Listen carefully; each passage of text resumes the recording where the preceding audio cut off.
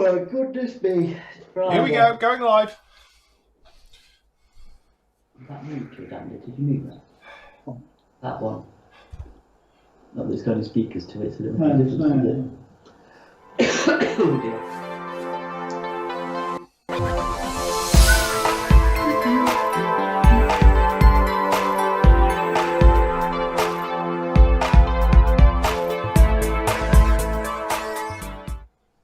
Hold on, got to find the button. There it is.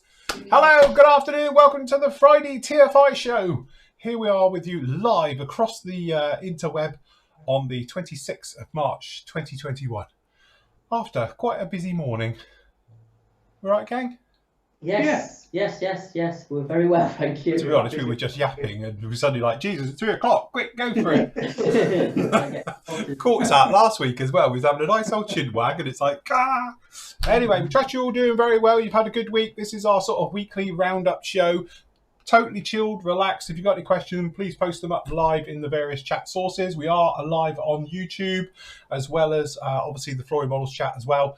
So if you've got anything you want to ask, post them up there. Remember, if we don't answer you, it's nothing personal. We just don't like you. No, it's not. It's just that obviously it does bounce a lot. So just keep posting and requesting and asking, and we will get to your question as fast as we can to make our way through. Anyway, good job. Look, people having vaccines and stuff. I missed mine today. I missed the phone call. Andy's had his though, haven't you, Andy? I have mine, yeah. Got my second one on the 11th of May. There we go. Then he'll be COVID ready. You're going to have it like tattooed on your head that you've had it, so you can get into a pub. Yeah, it still doesn't stop you getting it though, does it? Because they're worried about new variants and people will still be able to get it with new variants. Don't be a do-it-downer. It's Yeah, fine. exactly. It lessens the seriousness of it. Yeah, you can still have it. It just won't kill you with any luck. Hopefully. So, possibly. Depending which one you have anyway. Are you having the Oxford one or are you having the other one? Or I had the Oxford one. That's it. So we call it the Oxford one now. Because before, when it was not very good, it was the AstraZeneca. AstraZeneca one, that's it. Right, and the Oxford bit's come back. It's a bit like being an Alsatian or a German Shepherd, isn't it? Because obviously, you know, during the Second World War, German Shepherd wasn't actually, so they called him an Alsatian for a dog because it wasn't popular. So that's it. It's the same with the Oxford jab. Now it's good. It's back to the Oxford version. Typical British. We'll blame anybody else but ourselves.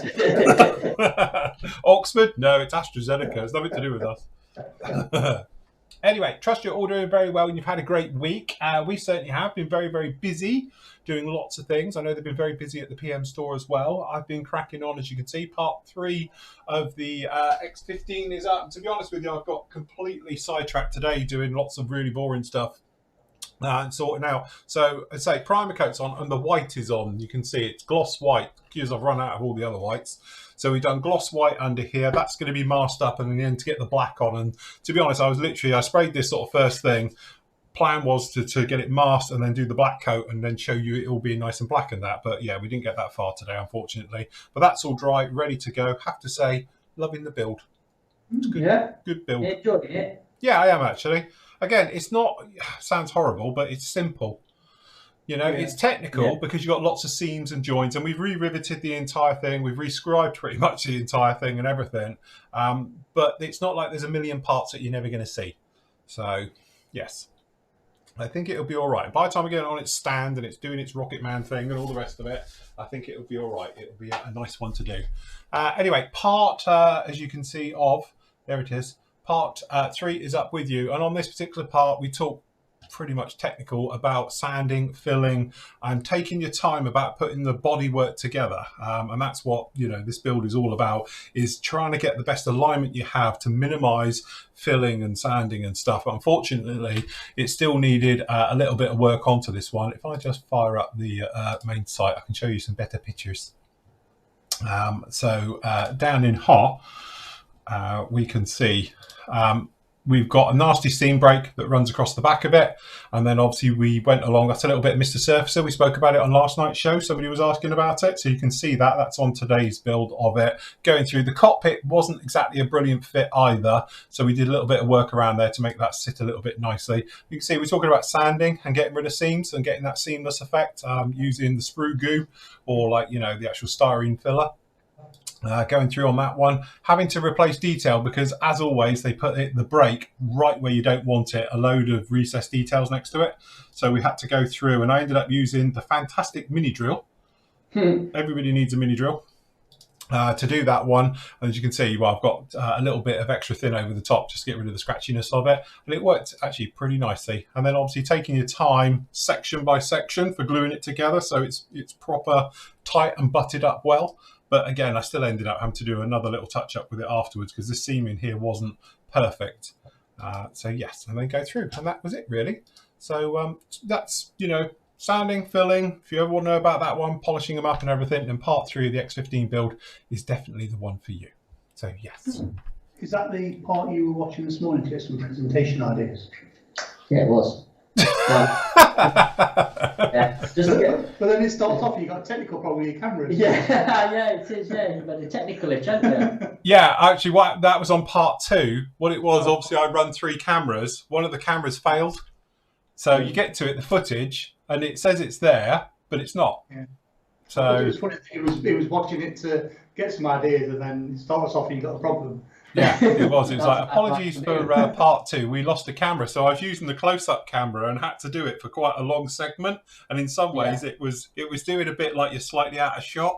Yeah. So you know, you're doing this type of business with it, where you're sort of right. Okay, so what I'm going to do now, I'm going to do this, and this is really technical. So, and as you can see, and you're like, brilliant, just out of shot. You're literally, like, as you can see, it's really technical, and you need to do it just like this. And then, and there you are, and you're like, Jesus Christ, I've missed it. It wasn't quite that bad, but yes, back in the day, I used to do that quite a bit when I was using one camera. At least if you've got, I have mine set up so it's the entire size of my cutting mat, and in editing, I then squish it down a bit to be a bit closer. But the big camera does my cutting mat. The inner camera does about, I suppose, about a foot square.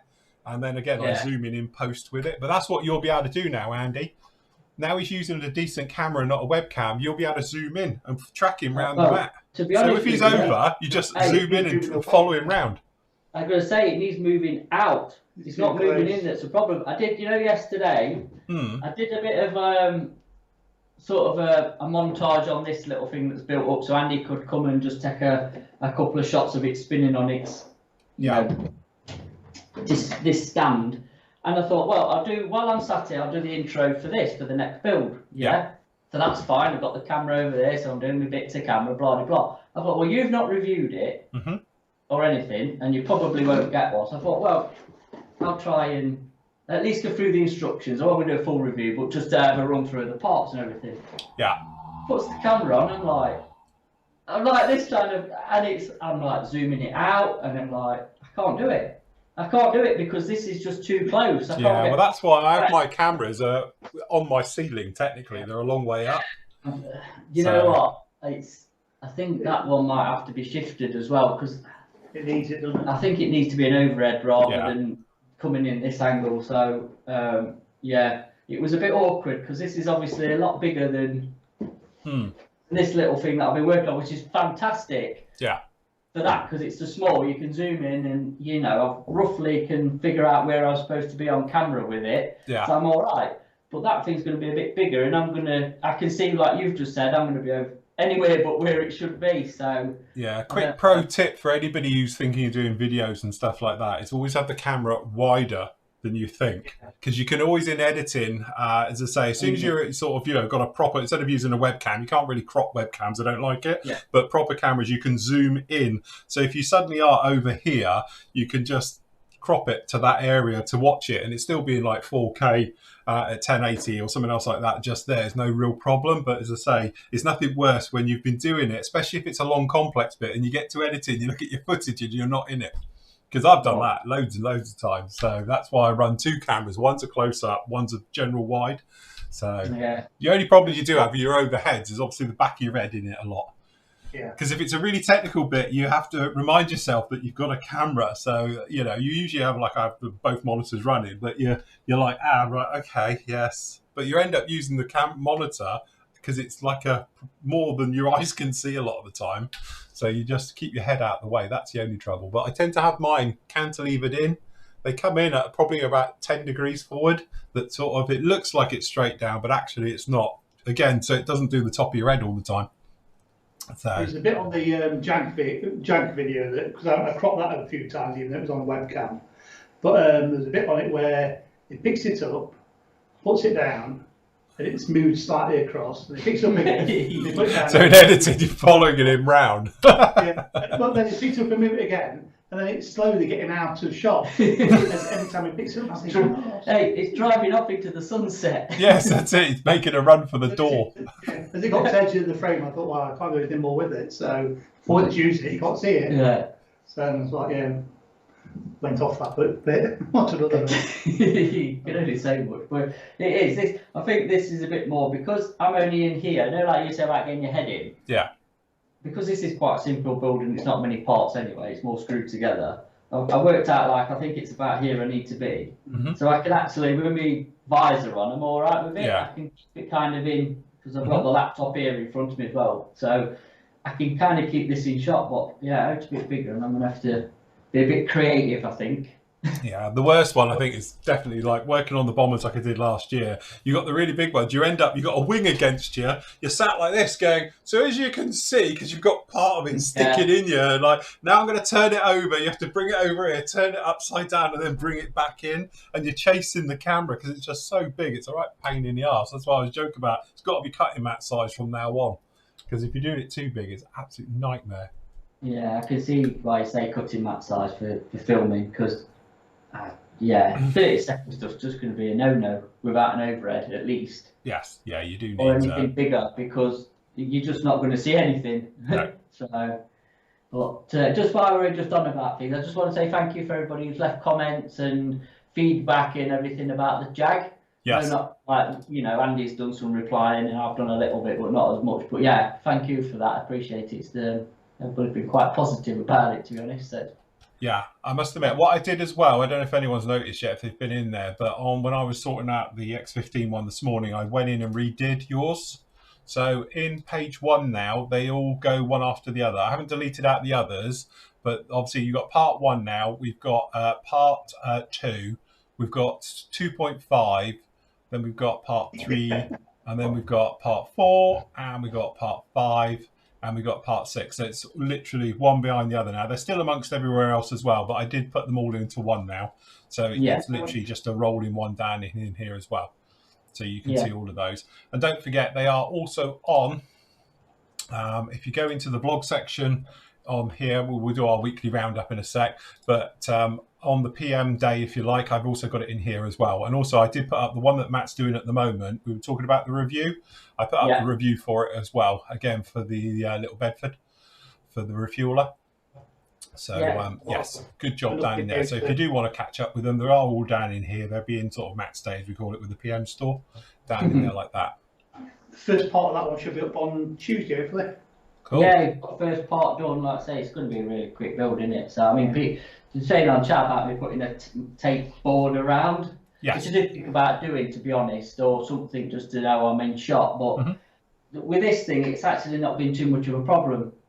I kind of know where I am. I think it's obviously when it gets a little bit bigger, say with the tank, I know that's not like massive, but I've changed from obviously the webcam, what I filmed the Jag on, to the proper cam. And I just need to know my bearings. Yeah, that's it. So it's finding your way with it. But obviously, when stuff's off the sprue and you're gluing, that's not a problem. What I was trying to do was show the instructions, which is quite a big booklet on this, and the sprues. And that's where I'd be like, you'd be doing like this. Try and get it on, and it just would look terrible. So that's that bit got a little bit scrapped. So, but you'll get the gist of it when I do the build. So yeah.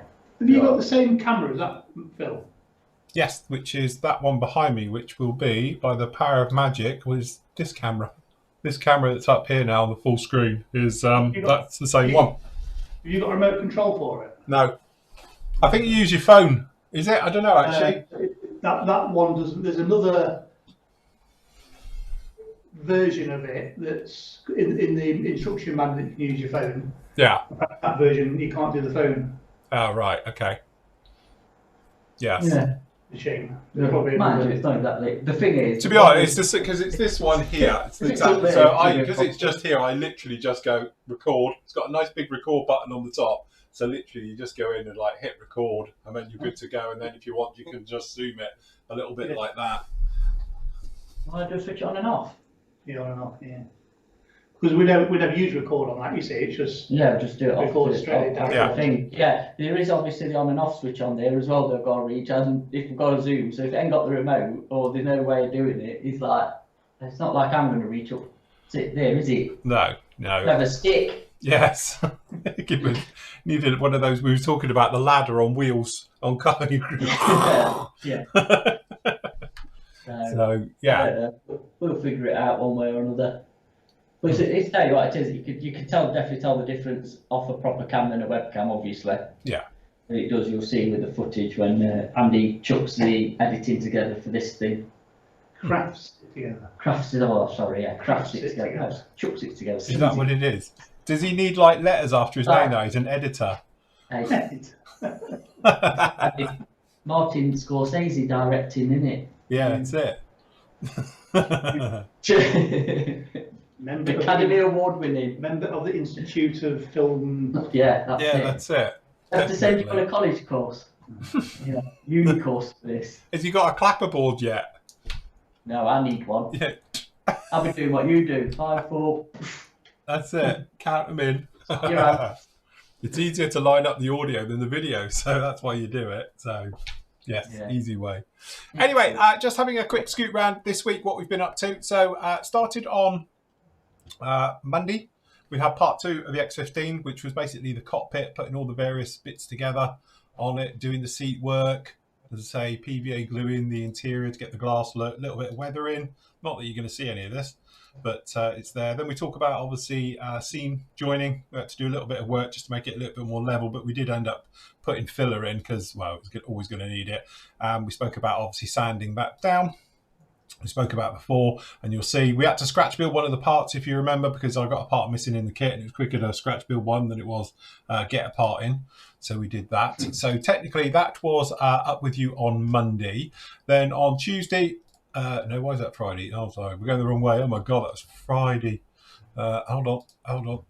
Technically, here we go. I don't know why it does it. It does it back to front. So Tuesday, it was a Q&A day with me. So I was answering all your questions, and we were talking about the various things that are upcoming and that, and all the things. So if you've got any questions like that, then obviously your Tuesday show is for you. And then obviously on Wednesday, as we spoke about before, is the PM show. This is the one where we talk about all kit releases and what's going on at the PM store. If you are new to the site, don't forget we have got the PM store as well, which is an absolutely huge, fully stocked warehouse full of kits and everything else you can need. To be honest, we'll be showing you around that in a minute. So that's down in there. And obviously we got part 6 of Matt's E-Type, which was the final assembly video, which turned out absolutely lovely. What I need, Matt, just whilst I mention it, is the photos for the finished one, so we can link it in the build as well. Yes. Okay. And that, because Matt was talking about that refueler, which he's showing you now, which is this little gorgeous kit. I did a review of it a little while ago. So because we were talking about it, I've linked the review into it so you can get a little bit of an idea if you couldn't wait for the first part of the build to come out. But as I say, it is a little beautiful kit. I have to say, I was very impressed with that one. And Matt's been loving that build as well. Okay, last night was obviously the live show. There we are, all very happy. My new thing of finding a photo of all 3 of us sort of looking entertained at once.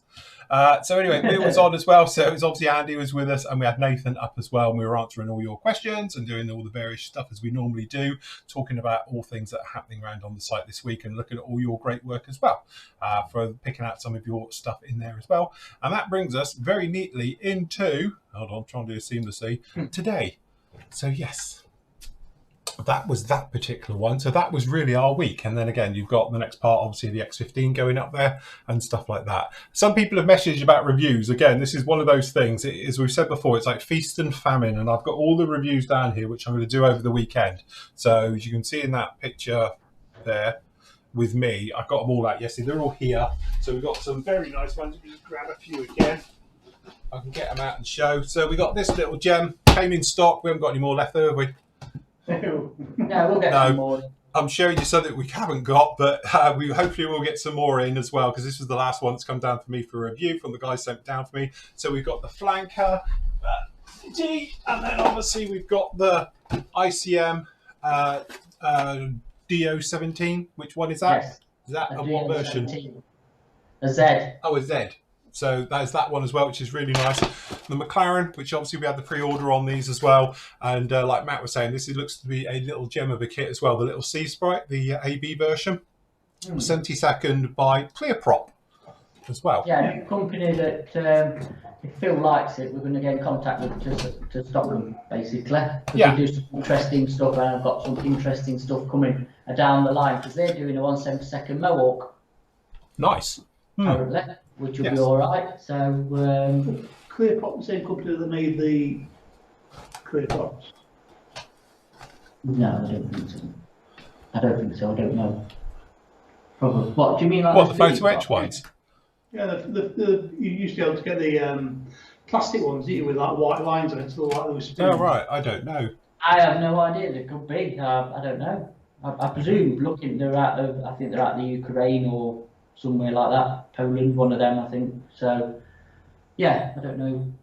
Don't know much about them. I just thought it was an interesting subject, and I've heard the nice kits. So I thought, well, get one in, send it to you to review, and yeah, you can decide. I think they're, Dora Wings-esque, shall we say? Yeah, that's the standard in it. So, talking of Dora Wings, we do a restock next week of Dora Wings at last. Yes. Yay! Cool. Good. Absolutely, that's fantastic.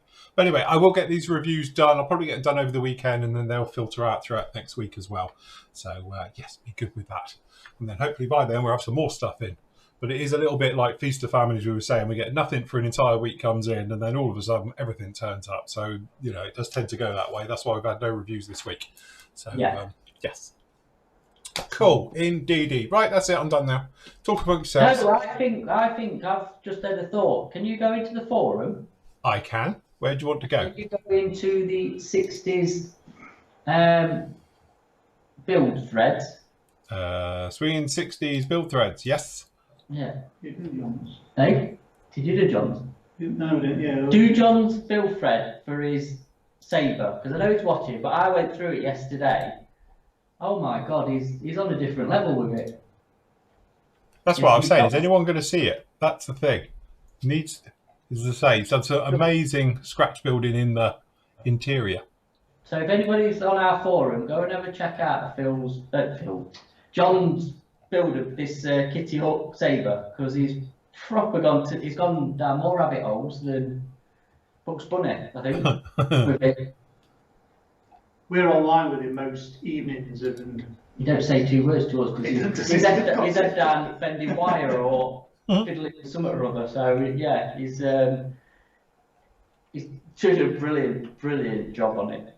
It is going to look stunning when it's done. I think we should enter it in Telford secretly without him knowing. Yes. Just whip it away winning models and take it to the competition area.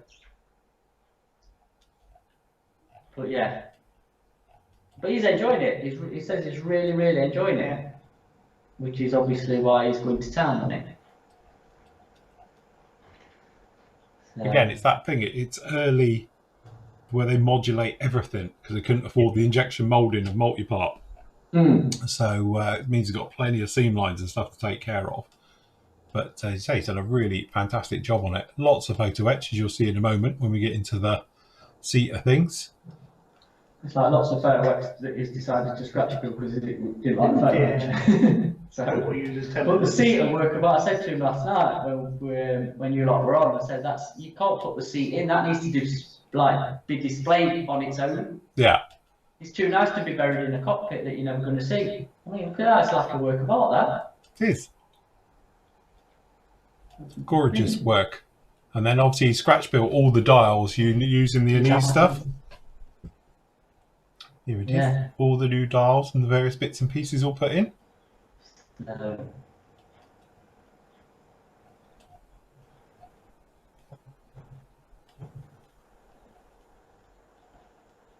Very nice. Yeah, he's doing a good job. Really nice job of that. See, when's he going to do a video? Well, actually, he won't, but yeah. Like he says, I'm only doing it because I've got somebody to chuck it all and edit it together for me, which is really correct. I did, yeah. Under Johns as well. Yeah, that's it. Do video editing. You could also, while they go on to the special offers. Oh, not ad break yet. Too early for ad break, mate. Too early? Yeah, we're only at 3:25. Yeah, we do about 4 o'clock. We do the ad break. 4 o'clock. Then we can go and get a drink and, you know, the toilet, whatever we need to do. Anyway, we trust you're all doing well in the chat. So if you've got any questions, post them up now. We'll try and answer as best as our abilities, as always. Which is normally, yeah. So, so what's everybody got planned for Easter? Christopher likes marshmallows. Who don't like marshmallows? Flumps. Flumps. Do you remember flumps? Those Flumps. twisted colour ones, weren't they? Yeah, I bet you can still get them. Yeah, flumps. Oh God. Clear Prop have a 1/48 scale A2D Sky Shark coming out soon, apparently. They do, and that's a funny looking aeroplane. It is, yeah. I bet that's not small either. I bet it's going to be a big lump. That was on the list, wasn't it? Yeah, they're on the list. They're just some Japanese Claude. I think they do a Claude. Yeah. Somebody else. And the Gloucester Pioneer. That's the other thing they do. So. Richard says, any tips on spraying extra acrylic paints? Yes. Well. Like we said before, if you are thinking of the ones we're thinking, which is Hannant's extra acrylics, they are great when they open the bottle. First use, they are amazing and they go down flawlessly. I've never had a problem with a brand new bottle of extra acrylics. Yeah. But if you ever try and use it, a couple of months down the line, you open it up, you hear that the notorious crack as all the bits fall inside the paint. Sorry. Put that on mute. And but yeah, all those bits have now gone in your paint. So when you try and spray it, they swell up as well and go soft and start going blip, blip, blip, and horrible. So don't you think as well it thickens up like chewing gum? Yes, it does. Yeah. It's very So yeah, unfortunately, it's one of those. Yeah, and I used to have. If you go back through the classic series of my videos, you'll see I had the entire set. Literally, at one point, I used to have a little store as well, my own, and we got the paint rack of it all and all the rest of it. And I used to use their paint all the time. But if it sprays fine, as soon as you start using it, you know you're onto a winner. But if you're starting from the back and you're like, come on, you bugger, you're like that through the entire build. But it just seems to be, I don't know what it is about their paints, but I think what it is, when you undo it, it's all dry on the top and all the crispy bits then fall in it, and you've got to put a filter. Yeah, I used to use an old pair of tights over off colour cut. I used to put them in and then filter me paint all the time, and you see lumps of all sorts in there. So, but again, I don't think... I used to thin it with their own thinners. You remember they used to do their own acrylic thinners? Yeah. And they couldn't get it in for ages. Yeah. It was a nightmare. I tried X28 distilled water. Yeah, I'd tell you what I used to find worked quite well was Vallejo airbrush cleaner. If you got Vallejo's acrylic airbrush cleaner, I think I've got one here somewhere. That actually thins extra acrylics quite nicely, and because it's got a little bit of cleaner or something in it, it acts like a flow improver, so you don't get as much sort of needle trip. So yeah, definitely something to think about if you're having to go with it. I think, like I say, with the extra colour and the extra acrylics, they did colours that nobody else did. They did some really, really good colours. Even like some of the early Russian colours they did flank colours and havoc colours, because I know I've got them in extra colour. The sea camo and you know, and obviously the British stuff, training yellow was was a really, and obviously the big one we often talk about is the desert pink. They're the only one who ever did it for ages until very recently, where a good one's come along now. But that was literally your only option. Hemp was the other one as well. Hemp. That was it. Hemp. I must admit, I had a couple of bottles of hemp kicking around because it was the only one who did a decent version of that. The Fleet Aeron colours. Yeah, slate grey. Yeah, slate grey. Yeah, they're the ones you could really get them from, wasn't it? For a while. Well, apart from Umbral. Yeah, but even their Umbral, I think they're a little bit off the Umbral colours, if I'm honest. I don't know, but Yeah, there was kind of the first of the acrylics, weren't there? I think so. Yeah, absolutely. There was that before Model A, weren't there? Yeah. Do you remember back in the day they used to, if you had an order from Hannants, you get a little bit of paper and it was the paint list for the extra acrylics, and then it had the enamels on the other side. They used to put it in with every order. Yeah. Quick one there before it disappears. Just go, Andy can check it. Where has it gone? Oh yeah. Tom says PM needs to adjust the postage for the Isle of Man. Raw mail is not an option. Same price as the UK. No, it's not. Isle of Man's different pricing. Oh right, okay. So there you go, Tom. That's why, because it's more expensive to post to the Isle of Man. It is, and we don't know why because you're part of the UK. But it is a different price thing. We've even got a doofer here from Royal Mail. So yeah, I don't know why. Yes. We have a look in our. Have you heard of the internet? It's this magical thing where you can look at prices on a screen like a PDF and all sorts. Royal Mail, but yeah, I also think it depends on how big it is as well. If you're ordering a heavier kit, shall we say, or whatever, it's weight as well. We was on about this earlier, weren't we? But we'll definitely double check it. But I'm sure yeah, we'll double check it because Tom's saying there's the only £20 option, postage option. So it sounds like it might be courier.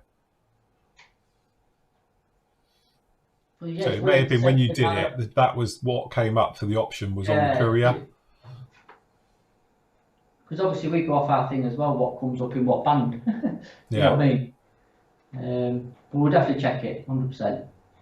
Because as I said before, the thing is with postage, it is what it is. There's no getting around it. That's what they charge us. We have to pass it on. We haven't got the ability to absorb it like perhaps massive, huge companies can, you know. But sometimes the site is not infallible, shall we say. It does have the odd little hiccup because our system's done on weight, so it does it by weight, and sometimes we have a sort of the way it sort of does it of how we input the data, and it may be you're just under a certain weight, but for whatever reason it's charged you a bit more because of it. But as we said before, if we ever spot it or you'll let us know, we always refund it. So always. You see Isle of Man's not even on there. No, Royal Mail don't recognise Isle of Man. That's it. So they're getting that side. Yeah, that little bit on the end. It's that little bit sticking out near Liverpool, isn't it? It's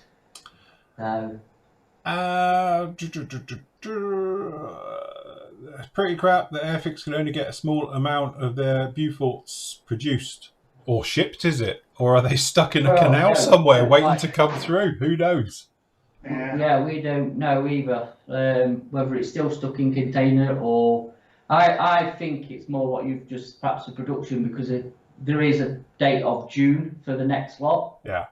Well, that's not that's not stuck in a container, is it? All I was saying was it would have been nice for him to come out and say why. Yeah, of course. Yeah, there's an actual reason, and everybody knows where they stand then, and say, look, we've had a production problem. There's been whatever, a failure, or we can't get a container, or anything, and just come out and just say it, and then everybody knows they ain't going to get any grief then, because they've deflected it, kind of thing. But just to not bother is, I don't know, because then it's left to like us and the other companies is saying to people, well, we ain't got our full allocation, so we've just done a first come first served basis, which we have. So. And it was the wrong scale as well. Yeah, but that's the thing ICM on, isn't it? Doing 48. Tom says his yellow Ferrari turned up fine with £4.20 postage. He just had to delete the Isle of Man. Right. Don't know. Again, it may be just one of those weird ones. Oh, well, actually, I've got to actually go to the post office. I'm going in the morning now because the time we finished the shop. But I've got to go in the morning. I will ask my man in the know about that. And then if it does need adjusting, we'll. So. Yeah, because we sent. Yeah, we have sent. Yeah, because we can go to Jersey. Yeah. It's weird. Honestly, it don't quite make sense because you go up to top end of Scotland. Yeah. That's stuck in the island. Oh, yeah, that's right. Technically, is it not? That won't thing it because obviously it's got to get from. But Northern Ireland, which I know has got to change at some point, but that's over the sea, but that's still normal. Royal Mail. Yeah. I don't know. Yeah. Oh, we had one courier company, anything north of Adrian's Wall, which I can understand, Yeah. was more expensive. But... Yeah, it was, yeah, which was, again, hold on a minute. Yeah. Honestly, I think Russell's just it, yeah, Royal Mail prices, yeah, they have. They all have, though, Russell. It's not just Royal Mail, it's couriers and, you know, just, they've gone up. This is what they're charging, isn't it? Blame John for postage. Well, yeah, we always blame Mr. Buller because obviously he is the voice of Royal Mail, part of their customer complaints department. Yeah. all goes towards his pension. Yeah. Richard said, if extra acrylics don't work, any suggestions for the Tamiya range for XA1126? What is that? What colour is it? Because I can't remember off the top of my head. What's that? He's saying because for extra acrylics, 1126. Oh, God. Quick, Andy, look it up. Which one's that? I don't know. So anyway, going back to extra acrylics while we're on that tangent, so sort of Hannants who thingied it, didn't they? Yeah. Were quite ahead of the curve with the acrylics. Oh, it was, really, yeah, weren't they? absolutely. Yes. Yeah.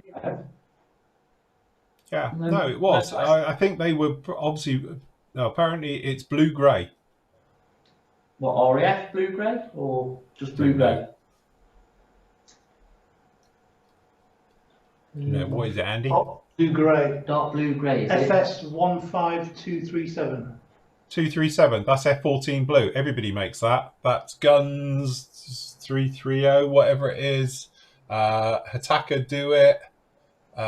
Pretty much everyone. I don't think Tamiya will do it, but that's US Navy blue for what they use for the F14s. I take it is on acrylics though, not lacquers, so Yeah. you know, an equivalent in acrylics. There you go, 237. It's here. Hataka, if you want to do it that way, is C046. If you want to do it in lacquer. No, but actually, if you do one acrylic, They'll do it in a Taka red line if you can. We don't sell it, but you can get a Taka red line who'll do that colour in acrylics. Yeah. So, yeah. 53, honestly, I wouldn't say is anywhere near it. What's that? Because somebody's put on there that XF53 is the closest. It may be the closest, but I don't think it's close enough because it's a proper blue. Whereas XF53 is definitely, I would say, more of a grey. So if you think F14 Tomcats on the back of them, that's what they are.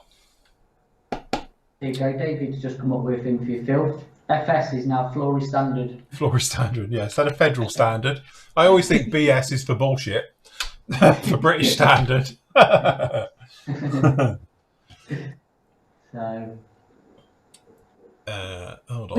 We should try extra acrylics again. Oh God, we'll be back to bloody doing Humbrol again. No, we're not. No. Christopher says, I like how you can remember the numbers, Phil. And then Scott says, can't you remember his phone number? Yeah, that's it. It is. It's that thing where you have far too much time on your hand, isn't it? It's like number plates, isn't it? Yeah. Do you your number plates? Yeah. Oh, I can't. I ain't got a clue what any of mine was. Remember the one now? I haven't got a clue what Shells is. No, that's not your car. What was the Scooby-Doo? I can remember, first of all, I had a motorbike and it broke down, and I decided to push it home. I was only a couple of miles away from home. I thought I'll push it, and a police van pulled up at the side of me and asked if, he obviously thought I was nicking this motorbike, and asked me what the registration number was. My force thought, I'll walk around the back and tell him. Did you say to him, what's your van one then? What's yours? Yeah, exactly, yeah. You should have said, I got no idea, it's not my bike. And then ran off. Yeah, we had this question the other week, I think it was. It's for a Luftwaffe Typhoon. So, yeah.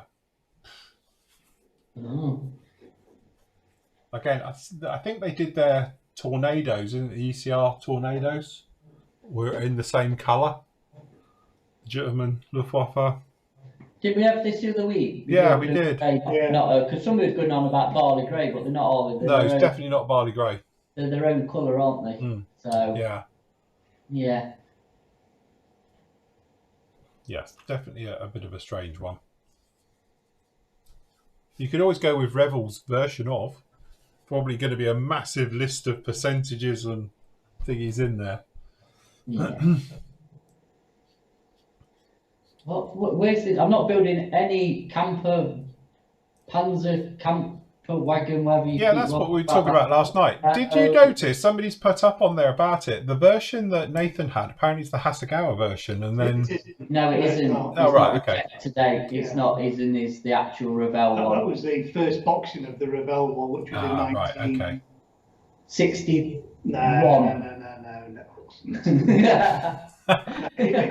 It's not that long ago, but that's the first boxing of the Rebel. The new one, right? One that's just cut. The one that he's on about with the camper van, with all the deck chairs and things with it. It is a new boxing of that, and it's obviously got modified parts. Do you know something? Just talk about that. Nobody's actually bought a camper van version out of it. Full camper van. All the vans that have been out is the Hasegawa did the pickup, which we've got in stock, the normal panel van, and the Samba bus, which is a bus with a 21 window bus. And then Revell's done the same, but none of them have been a camper. They've done the van and they've done the Samba bus. Apart from the one they're doing, which is really surprising because everybody has the camper van. Yeah, everyone likes the camper van. Not a panel van or a Samba bus, because the Samba bus is the most sought after of all the splits. Yeah. We ought to do, since it is a new one, we ought to do a pre-order of it. I don't think that's a really bad idea. I think that's a good idea, actually. Yeah. Yeah. So I did actually say to Andy, when the camper version comes out, I actually might do it, but I'm not making it camo with bloody flak on it. It will be a van. I think you should put a 20mm flak on the top. I think in a nice desert scheme. Some figures. And a surfboard on the side. A bit of an 88 sticking out the front of it. Yeah, that's it. A couple of surfboards on the sides. It'd be fine. A couple of sand things for the desert. But yeah, it does look alright because obviously it's got full camper interior, or pretty much nearly full camper interior. So instead of bench seats, so it's it's interesting. We'll see. I'm not promising that, but yeah. So look out for a pre-order soon. Yes. Tackham's the VW bus. They do the wedge, don't they? The one after the Bay Type 3, is it? T3 van, I think. Mark says hello from Doncaster. Look, they're in Doncaster too. Who's in Doncaster? Mark. Oh, is it? Hello, Mark. Hi, Mark. So hopefully, Mark, we might be able to open the store some part in the summer. You can come over and see us all. Yeah, we made a visit today, didn't we? Come to pick up a... Do a swap. Well, do a swap, but yeah, come to pick up a... Did you have a long stick at the door saying, get back? Kick the box in and throw the other box out. It's like a checkpoint. And walk. I presume that's the Vespa kit worth having. My son has one and would like to build a model for his. Birthday. I think it's the only one, Roger, of a Vespa. He's on about the Italeri Vespa, I think, with the damaged box. I don't think it's bad. I'd scale mate it, see how old it is, because I've got no idea. I don't know if it's an old Protar kit or it's Italer's or Eski's or what. I don't know. I don't know much about it. I can't think of a... I won't be surprised with an Eski kit. Mark, we're in Bentley. Well, I'm not. They are. I'm about 260 miles southwest. Yeah, just a little bit. But they're in Bentley. He's in, what's that, Rossington? Oh, yeah, Rosso. Rosso. Is it rough? Near the airport, other side of Amazon. Is he on the posh side? Other side of M18. So that's near, right? Yeah, near nice. There's a nice pub around there called we call it the Hairy Tortoise, but the Hairy Tortoise. It's a nice pub with some nice food. Yes, I did, Gordon. I did a 787. What else have I done civilian airliner wise? Did a VC-10, which got refueling capabilities. but it's still an airliner. A transfer with camo on it. I did a transall, yes. A BC-10. Yes, that's it. I've done positively loads. You've done a few airliners, haven't you? Yeah. Russell put when PM opens, we should all pop up and have a party. I think Yes, we're going to have I think you should. We're going to get the tape out again and have you cutting it as a reopening. Yeah, we'll have a second opening.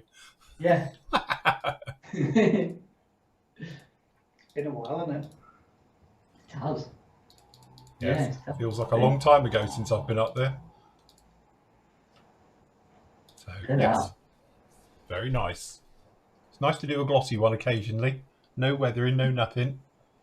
So, maybe it's two markings. yes, got to do 2E. Do you remember then? Like When we used to go on holiday. Can we still fly with 2E? Are they still going? I don't know. I say I dread to think of the price of flights when we can move around again. It's they're going to be horrendous. You're getting your cheap flights on Ryanair, are you? No. No.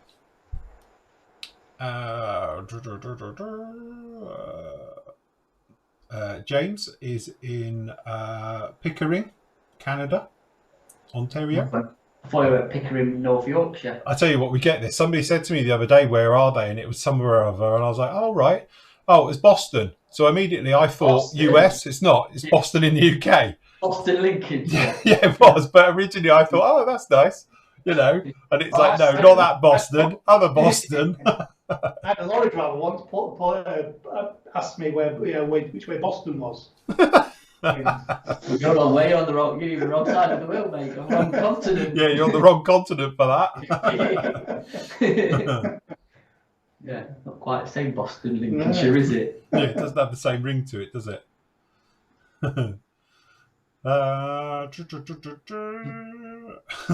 Robert says he was on a train that went near Doncaster once. You probably would have gone through it, you just didn't notice.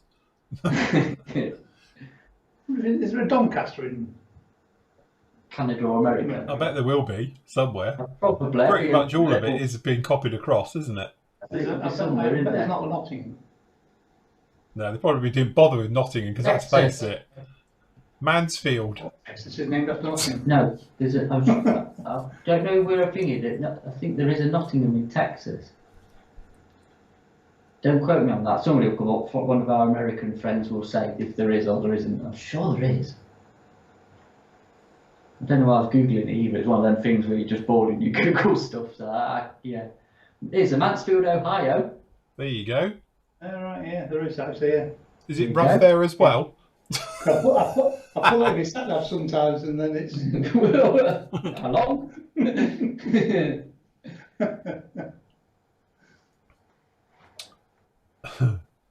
Yeah, Jeff says, did you send him the long way round? Yeah, so go north through Scotland, Iceland, go across Greenland, into Greenland, down through New England, and then hook round, and it's on your left. might catch ferries on your way. Well. Yeah, look, there's a Doncaster in Maryland. There you go. There's one in Jamaica. There you go, you see? Yeah. He says that pot of Mr. Putty is full of umbels. 29. There, maybe. Excellent. No problem at all, mate. It's all right. Sorry, I couldn't talk. I was on the phone to another customer at the time. Who's probably watching as well. Yeah, probably. Yeah. There you go. Look, Shawshank Redemption was filmed in Mansfield, Ohio. Mm.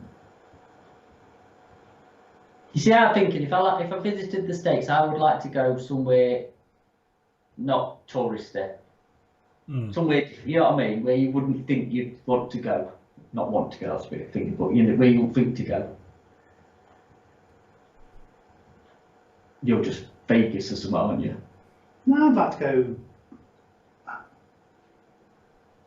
Colorado. Texas. I want to see Brett in Colorado or Texas. I really do want to get to Texas. That's the one place I'd like to go. Texas. I don't know where because it's massive, but where Texas. I must admit, when I was up in Alaska, a lot of people said you're the first British person I've ever met. Who's that? When I was in Alaska, and I was like, "You're okay. You're probably." I haven't met many Alaskans until now. But a lot of people are like, "Oh, you're Australian." I don't know where that comes from. It's like, no, I'm not. Yeah. Now, like, yeah, Texas, and I want some boots and a... You would want some chaps. That's all you want, some chaps. I don't know what chaps. Some boots and a hat. Boots and a hat, just to walk around. Yeah. Joe's not quite like, you know. It's not like Dallas. Yeah, it's not like Dallas. There's a Nottingham Island in Canada as well. There you go. That's it. It's famous. Russell's on about with the Welsh and Cardiff, but I bet there's not many Welsh places named in anywhere else in the world. Oh, Can't even pronounce them here, let alone anywhere else. Any new Tamiya playing kits coming out soon? Well, Phantom. Got the Phantom coming out. That's what we know of. Soonish, couple of months, hopefully. Yeah. Because the Japanese model shows haven't been on, there's very little information at all, isn't there, coming out of what? I think they all know that it's getting stuff shipped around is a bit like of a pain in the backside, so nobody's bothering at the minute. Yeah. It doesn't help when the jackknife ships in the middle of... That's just bizarre, isn't it? That picture you said, I've seen that picture, you know, the one with the little digger. It's ridiculous, isn't it? Just call it that then. It's probably actually a really big digger though, isn't it? That's the thing. That digger is probably massive. But when it's next to that ship, it looks like it's like this big. It's like, yeah, what's that going to do? Nathan's on afternoon, he's broke up for Easter. Oh, that's it. He's on Easter holiday now. Yeah. Bless. That's it. Excuse me. That's you. Thank you. Trago Mills. I've got to come to Trago Mills because I need some new t-shirts, Phil. That's it. They've got. I'll tell you what. It's all gone posh in there now. No, that's not the same then, is it? It is. It's gone proper posh. The clothing department. It's like a proper clothing department now, and not like a car boot sale. Can I go in and go, you've changed? Yeah, you do. You've gone posh. Don't like it anymore. I'm going back to TK Maxx and scoop it off the floor like everyone else. Oh, yeah. Primark. Yeah, that's it. I'll go back to Primark. I'll pick the clothes up off the floor that I want to buy. Yeah, don't hang them up. Because they don't bother with the racks and everything, just chuck them on the floor. God, I know, Trago Mill's gone posh. It's wrong. Yes. Scott says 148 blanks are 2 ships back. Yeah. Not on the rest. Yeah, that's it. Where's that? Bet it's not as posh as we're. Dudley Salterton, where's that? Oh.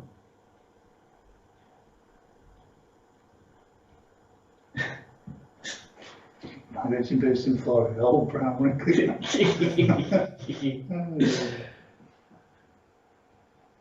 Yeah. Paul says, Phil, I think I'm posting my question in the wrong place. Yes, I'm stupid. It's in TFI Friday show. Vlogs live show below the X15A part 3. Paul, just put it up on chat now. Yeah, just put it in chat. We don't tend to do written questions on the Friday because we talk about all types of rubbish. So it's a bit sort of free to go. Yeah. So just put it in chat. One for Andy. Did you get a hoodie that actually fits him? No. Well, it will do when he's lost a load of weight. Or a t-shirt. I was saying everyone needs to. Yeah, Christ, don't put that near the tumble dryer. It will shrink into it. The problem is I'd ordered the same size t-shirts and hoodies as my flooring ones were, So the sizes are obviously bigger for the flooring ones are more generous. Is that what they're saying? we like a more fitted top up here. Yeah, that's it. Yeah. There's tailor cut ones. Ours are general, they're just squares. Missy said this makes it look like I've got bigger boobies than her, so. Get the training bra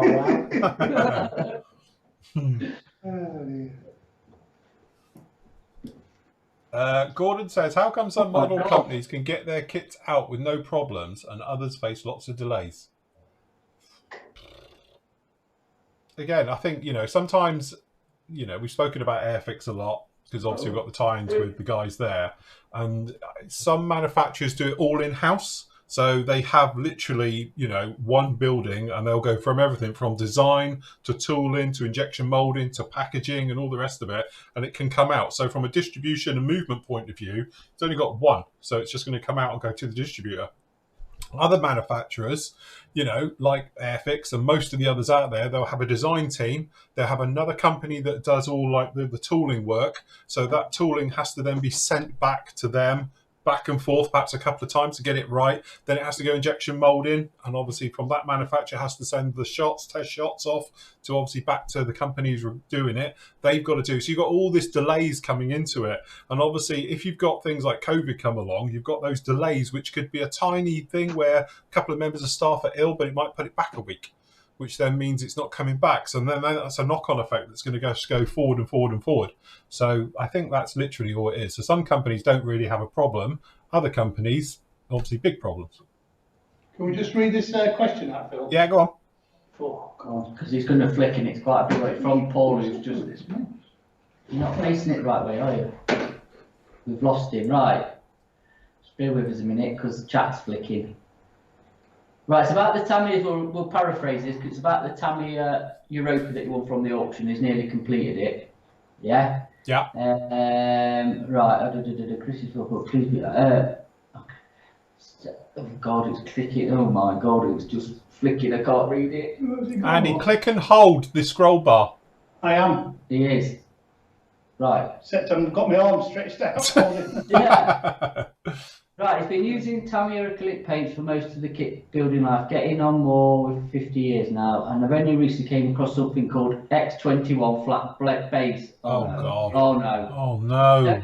This product is new, or it's been around for ages. They just haven't been observant enough to notice. Keep it still. This product, it's never been around. Apparently, it's a gloss paint additive that creates a matte finish. Yeah, flat matte version of gloss colours. Yes. Thank God for that. He ain't used as a flat coat. I was going to say, Christ, don't tell me. I thought he'd used it.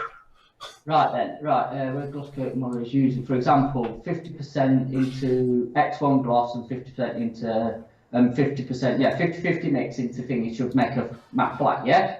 Yeah. Because obviously you would use XF or flat black. However, some Tamiya gloss paint colours don't have the flat matte equivalent available. For example, X10 gunmetal. So the idea, I guess, is by doing 50% X21 to 50% X10 would give the modeler a flat matte version of X10. Well, it's already flat, isn't it? XF10.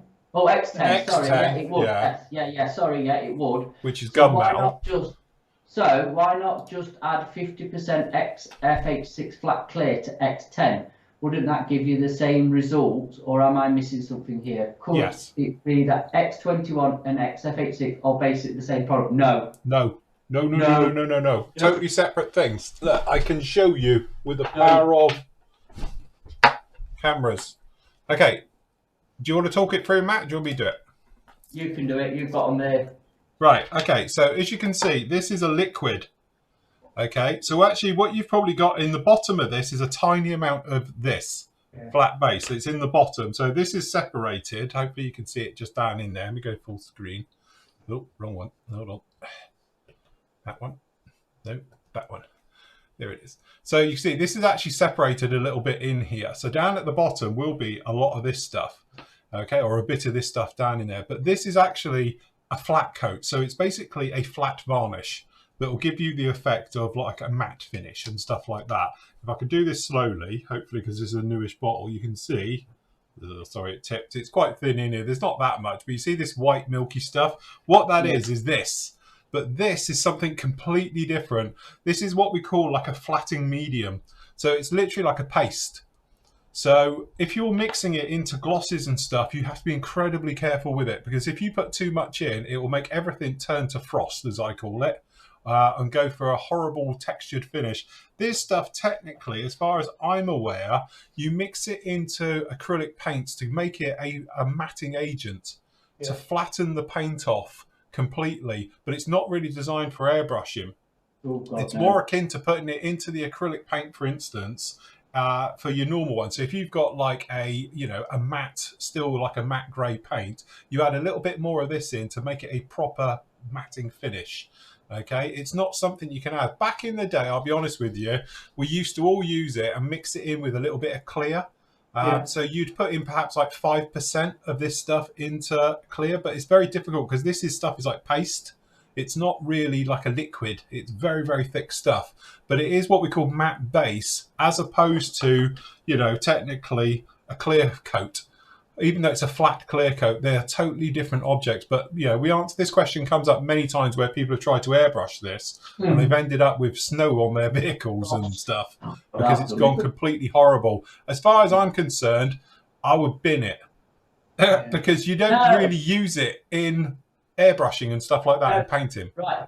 Listen, I actually, you know the X21? Yeah. Taking it away from Tamiya paints, okay, I'm going on to like Vallejo model colour, the white top. Because it's a latex base, it can sometimes shine up on you. Yeah. And if you drop a bit of that in it, it will literally give you a dead flat finish. So if you're doing clothing, I'm doing figures and I'm painting some clothing, you don't want shiny clothing unless it's in a PVC gimp suit, do you? Which is not quite what they were wearing on the battlefield, I hope. But it'll just deaden off any shine that's there. Instead of giving it like then an XF86 when you're finished, that'll kill the shine. So I think it's got used to that. And the way you voice that question, as in, I wouldn't do it 50-50 either with a gloss. You want a brush full. You want literally a brush full. If you mix in with X10 or X7 or whatever you want to flatten, do not do a 50-50 mix because, like you said, it'll just go frosty white. It will look awful. But honestly, I think personally though, I wouldn't airbrush this stuff because I find every time if you try and airbrush it, because it's thick as well, it's almost like a drying agent, which maybe why it works quite good hand painting it. I think he's on about though mixing it in with your paint. So if you're mixing paint, say if you're mixing some paint in here, one of them. So you put your paint in, and then you put like a half a brush full in, thin it and spray it. You'll have a matte paint. Yeah, no. You're going to go frosty, but if you're going to put in a 50-50 mix in, chances are it'll probably overdo it and it's going to go frosty. It's quite powerful stuff. I think I'd only put a big brush full into a whole pot of Tamiya. Yes. Yeah. It's really powerful. But like Phil said, back in the day when we used to mix it with clear floor polish to get a nice flat finish. But like Phil said, if you mix 5%, you're all right. If you went to 5.01%, absolutely, you end up with white frosty finish, and it was a nightmare. And to be honest, that's why I don't recommend it for anything apart from hand painting, because as soon as I've ever put it near an airbrush, you get that sort of frosty finish, and dusty finish, which is personal. But the amount of people we've had on the site that, what have I done to my model? I can tell you exactly what you've done to it. You've used that. Used too much of that, really. But his theory about putting XF86 into say X10. Well, I've put X22 into, say, XF52 to get a satin finish. Yeah. So why technically wouldn't it work? Well, I'm sure it probably would, but I always imagine though, as soon as you add air from an airbrush, the stuff frosts. No, XF86, not XF21, XF86. Right. Yeah. So like I said, right, I've added X22 clear to flat paint to make it, because obviously Tamiya XFs are flat, aren't they? Now I want a satin. So I've added 22 to it and got a satin finish. Yeah. So technically, why can't you add 86 flat to the gloss to make it a flat? You can, and if you're all about doing that, like the other week, I mixed. If you go back to the Seahawk, had great time. It was literally I mixed Hataka gloss with Hataka matte to make a satin.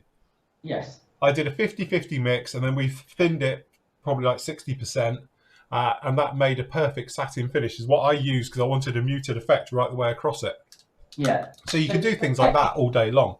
So technically, what he said actually should work. It would, but the only trouble is if you're mixing a clear into a paint, you're thinning the paint, but not with thinner, with a medium. Yeah, but because obviously what you would do is, because it's thick, you would mix like your flat coat in with your paint. You're going to thin the paint out, its opaqueness, aren't you? But not thinning it as in wetting it. You're making it more opaque because there's not as much colour now in that paint. I suppose the one thing is though, if you are ever going to use that X21, he's tried it. Yeah, if you're ever going to use that X21, make sure you spray it on something else rather than your model. I think, like Phil says, you're safe for just putting it for brush painting, like I've used it, and not putting it in your paint because it's just. Because I've used it for brush painting, and to be honest, that's the only time. I think this is the first ever one I've ever bought that went horrendously wrong years ago. And so now, if I'm doing a little bit of hand painting, and say very rare I do it, but if I've got a colour and I want to make it a matte finish, I just put a drop of this in, literally a brush full, into a mix-up, do it, and then hand paint it. But I find, for some reason, if you add air into the equation, this stuff frosts. Very difficult. And like Andy said, it's very true. You can put in 10% of this into your gloss, no problem at all. You put 10.1, you might as well put the entire bottle in because everything goes white. It's very finicky about where it works and where it doesn't. And once it's gone on, you end up having to sand it all off and gloss your model to try and kill it. Yeah. Yeah. I'm surprised no one's done a nice frosty effect one day, and literally just sprayed that on everything, as in grass, branches, and you can have a nice frosty look to your model. You know what I'm thinking? Like glass windows. Yeah, you could, literally, yeah. For frost on windows, if you was to mask it and then spray it, unmask it looked like it probably would work really well. Yeah. Like on a diorama house, and the windows are, because they're only single pane glass, obviously, back in the day, so they frosted up and whatever, and then snow effects, so it looks cold. I bet it would actually. You saying that, I've never thought of it, would probably be absolutely spot on. Yeah. Because it looks just like that. I'm thinking the same, because if you can control it, like on top of a wall. Yeah. If it's cold and on top of a wall, you get the frost. You get the frost layer, yeah. And that's exactly what it looks like. Let's face it, we've all done it and it's gone wrong. And I always say it looks like a layer of frost. Well, to get some out now and try some on that, I think that's got a snowy effect on it. What, on Kev's diary? I'm sure looking for that. Yeah, Kev, we're going to frost it. It's going into winter. Kev? What could go wrong? Anyway, it's ad break time. Oh, right, okay.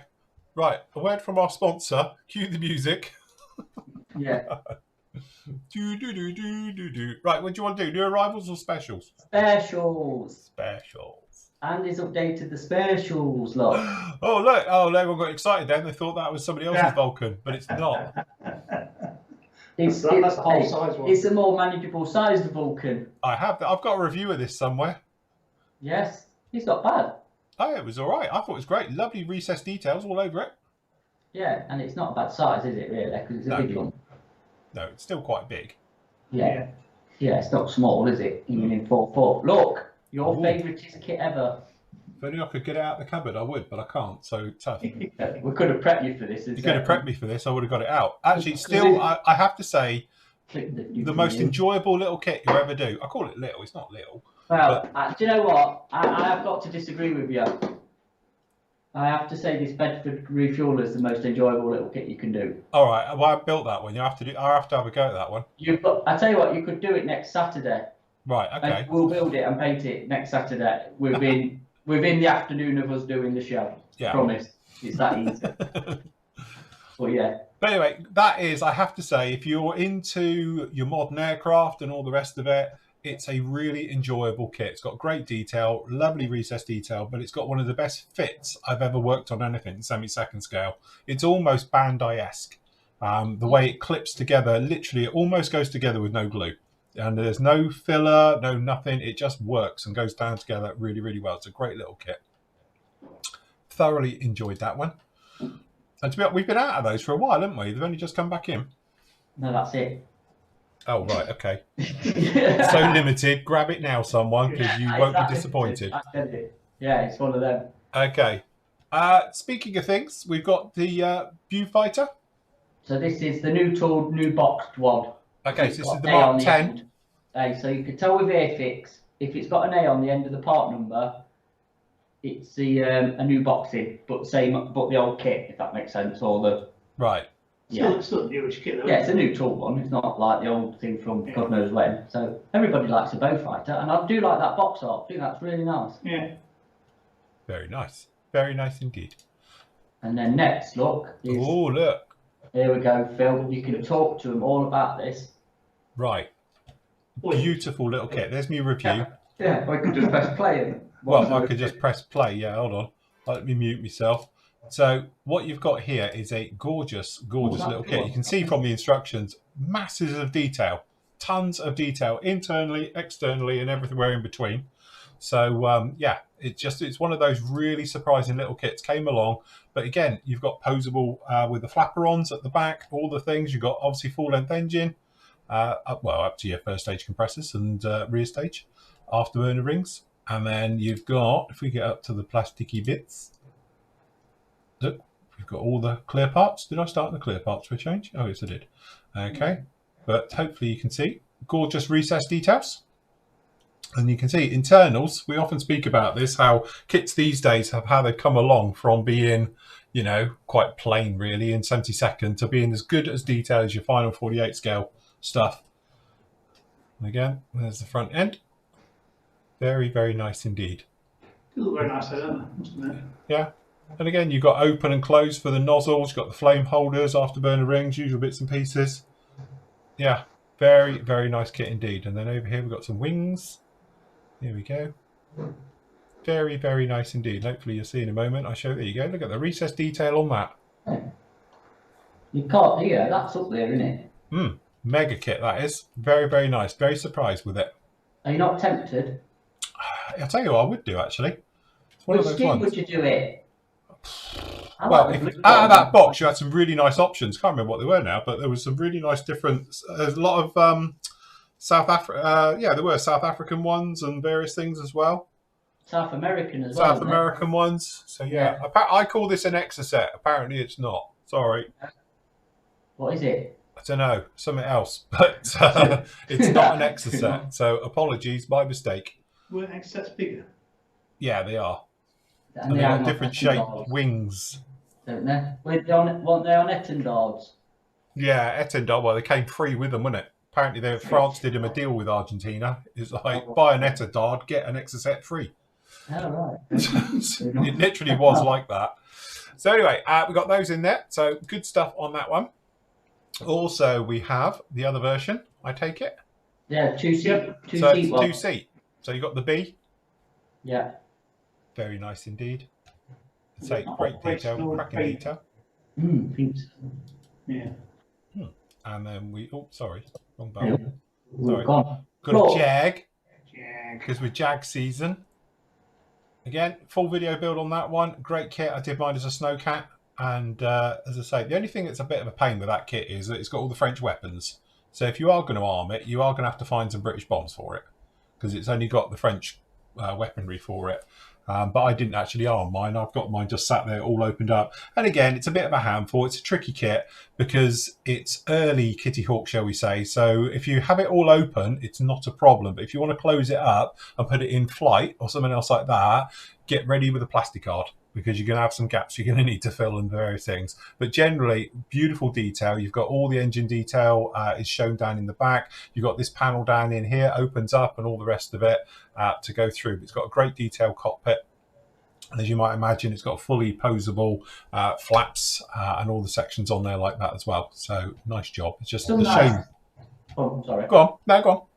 I was going to say there's some nice skins in that one, because you did the winter one, didn't you? Yeah. And then there's obviously the golf one. Yeah.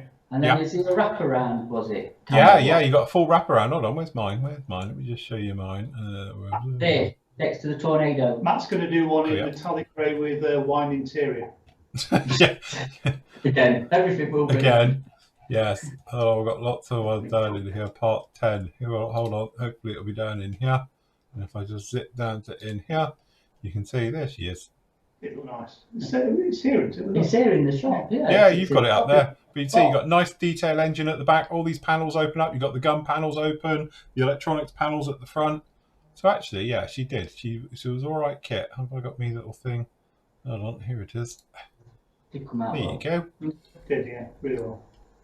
But it's nice because obviously, if a lot of people say, like, what's the difference between this and the Airfix one? Yeah, trust me, this one is a billion times better than the Airfix one. Even though it's got a little fit issues and that, but I could say you just got to take your time with it. Yeah, you can take your time. The gear down in here, a lot of people get a little bit lost of how it goes together. But again, typical Kitty Hawk, it hasn't got the best instructions. But if you get some good reference photos of the real thing, and there's plenty out there on Google, you can understand how it goes together. So, but yes. Yeah. No, good kit, that one, I must admit. Very, very nice indeed. And then, what else we got? What else we got? Oh, the FW190. Nice. So that's the A5. one, yeah, that's one of the newer. We were talking the other night about bad Edards. The 190s were difficult at the front. That's one of the newer ones. Well, we only stopped the new ones now. We ain't got that. I think you can even get you can't get the old ones anymore. They've dropped it, haven't they? Yeah. Completely. I've noticed as well. I don't know if this is sort of a trend with them, but you know how they're doing the new boxings. Yeah. Their kits are hard to get because I think they're converting them to the new boxings. So kind of dropped them off them boxings to put into the new ones. So I think over the next year they're going to be sort of drip fed. Yeah. All the new sort of the posher boxing. The posher boxes of them, yeah. So, but same kit in it, isn't it? It's going to be a different box, but yeah. Because I did I did the 190 years ago, the Profi Pack one. I think it's on one of the free to watch videos series. I assume that was the older one, but I thought it was a great little kit anyway. So, is that the one where you get the full engine and then all the... Do you know what? Hold on. God. Let me have a look. I can't remember which one it was. I would have put the part number down. Where are we? Classic videos. Don't forget, people, if you want to watch these, they're all free to watch. So if you're not a member, it doesn't matter. You can watch. Spot if you shout if you see it.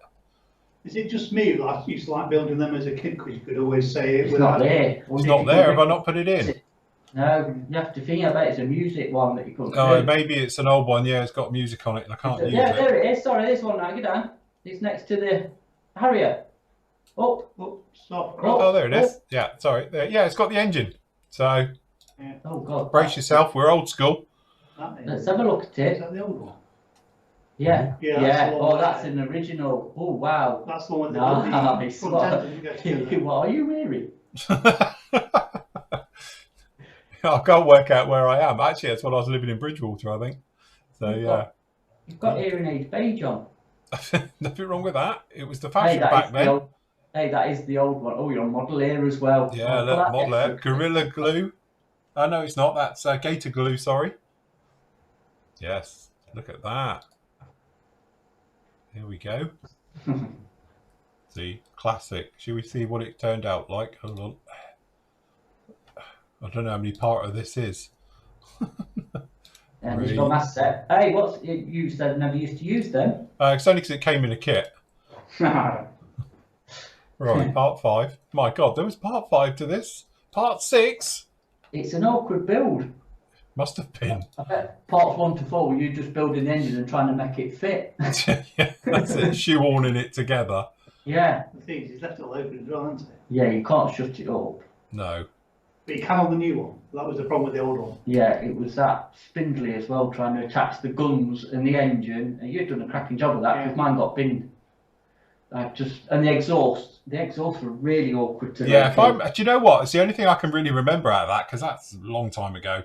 And the exhausts, trying to line them all up and getting pointing in the same direction was a nightmare. Yeah, it was so over-engineered. And the locations was minimal, to put it politely. That's the problem, I think. Even if you got the engine together, actually attaching it to the firewall bulkhead, it was not great. No, but just say again though that they re-engineered the kit about 5 years ago, wasn't it? Do you reckon? I don't know. It probably is. I don't know. Time just seems to go, and you forget. So the new one now is a different kit to that. Yeah, it's a lot easier to build. It's a lot more. God. A lot more manageable. So anyway. So if you like a FW190, so there we go. Nathan, this is for you. Now, that's a Ferrari. Very nice. So is this it now? Do you think Fujami are going to take over doing the Ferraris? Well, I don't know. They could have it because they've still got the license. Have they? I take it. You'd think so, wouldn't you? Because they have got the Ferraris. Yeah. So this is the 24th scale. Or will it be another red V12 sports car? Italian V12. Italian V12 sports car. Yes, I don't know, because there's two of them. Look, there's a 250 GTO. I do like that. I quite like that. Yeah, actually. it is nice that. Yeah. Is that the one Chris Evans bought for a lot of money? Don't know. Or him out of that band from the 60s? Nick Mason, he's a car collector, isn't he? Yeah. Has he got one of them? Somebody's got one famous, hasn't they? Actually, the thing is, oh God, James Coburn, he had one, and that one Chris Evans bought in an auction. Is that yep, Tony? You're saying yep, I'm right, or just yep? Because I'm just guessing. I know, I've seen the thing with Chris Evans. It looks like Ferris Bueller. No, that was a Dino, wasn't it? Ferris Bueller. Dino, yeah.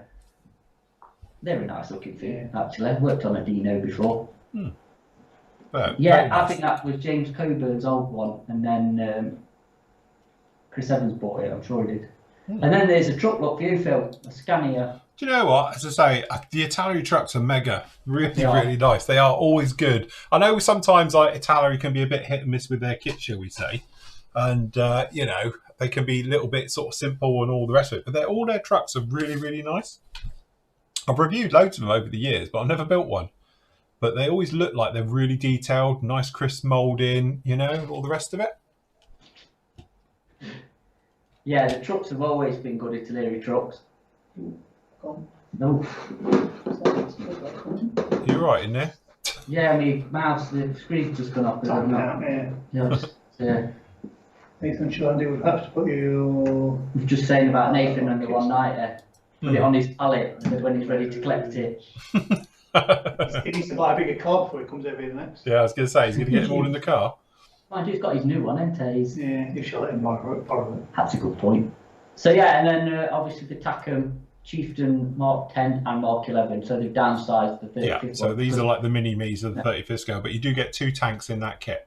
You do. So now Centre Second is obviously making a comeback. Yes. Colin, just for you. Yeah, he's watching.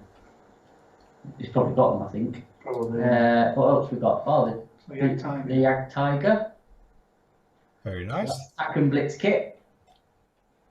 That's a lump. That's a big lump. Definitely. The Husky. Yeah, the main Husky. And then we got, where else? The Panzer Kampfwagen. Mm-hmm. No, it's not. It's a Panzer's. I'm going to just butcher German, so I'm not going to say it. It's a 8-wheeled armoured car. Yeah, that's the way. It's a World War II Samba bus. yeah. Yeah, just missing the windows. Yeah, that's it. Yeah. What we got? Dingo? Oh, Dingo. A little With the Dingo. That's a really detailed kit. Yeah. They're looking at it. You know, for how big a Dingo is, it's a very substantial kit. Yes, I did the review on that. It's around somewhere. Yeah. So I think that's it. And then Where's the King Tiger? What King Tiger? Won't put King Tiger on. King Tiger. Put the Jack Tiger on. well, this King Tiger. That one, do you mean? That's one. Yeah, there's that one.